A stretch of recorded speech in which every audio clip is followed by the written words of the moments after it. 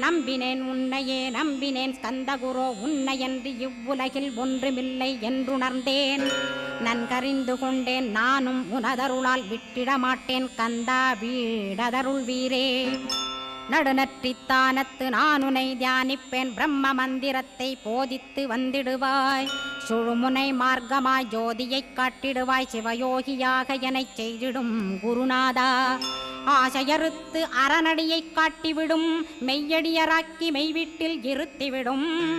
கொங்கு நாட்டிலே கோயில் கொண்ட ஸ்கந்தகுரோ கொல்லிமலை மேலே குமரகுருவானவனே.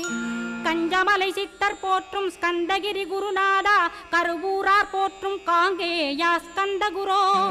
மருதமலை சித்தன் மகிழ்ந்து பணி பரமகுரோ சென்னிமலை குமரா சித்தர் கருள்வோனே.